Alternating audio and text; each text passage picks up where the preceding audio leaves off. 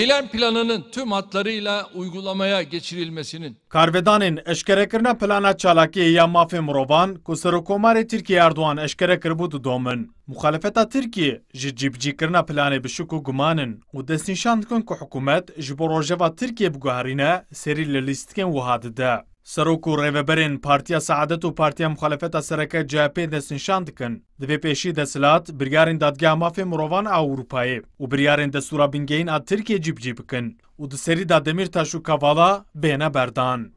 Bu anayasa hükmünü yok sayıyorum diyor. Ne yapıyorsunuz o konuda? Hundikarin kanunan çebikin lêpiştî ku cibicî nekir bikêrî çetî. Hundikarin li gorî dilê xwe hemû were rastkirina pêk bînin lêpiştî ku heşmendiya we neguherî çi fayde dike. Divê deselat bi berpirsiyarî tev bigere. Divê ev pêşî yasayên heyî cibicî bikin. Açıklanan insan hakları eylem planı dün uygulanmadığı gibi Medît ku plana mafên mirovan tam bû fiyasko. AKP bixwe bû mixalifê AKP. Plana mafên mirovan çawa duh nehatibe sepandin vê îro jî sibê jî neyê sepandin. Divê qey biryarên dadgeha Ewropa û destûra bingehîn tê cîbicîkirin û biryarên derbarê Demirtaş û Kavala da tên cîbicîkirin îcara dibin planeke nû eşkere dikin. Cîgirserokê Partiya Devayê Mehmet Emîn Ekmen jî ji bo Kürsan biçarî axivî û got roja ku plana mafê mirovan hat ragihandin. Şîrîkê desilatê daxwaza girtina HDP kir.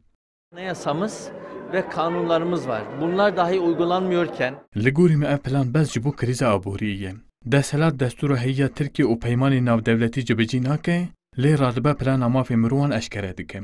Deselat dixwaze rojevê biguherîne. Roja ku plan hata ragihandin, serokê partiyekê daxwaza girtina HDP kir. Beriya her tiştê divê deselat heşmendiya xwe biguherîne û qanûnên heyî cibicî bike. Herwa muxalefeta Tirkiye balê dikişîne ser peywendiyên Tirkiye bi Yekîtiya Ewropa û Amerîkayê re û didin zanîn hikûmet dixwaze bi ragihandina vê planê heta demekî peywendiyên xwe bi Ewropa û Amerîkayê re serrast bike û wek hikûmetekî ku giringiyê dide mafê mirovan û demokrasiyê bête xuyakirin. Ömer Sönmez, Kürdistan 24, Ankara.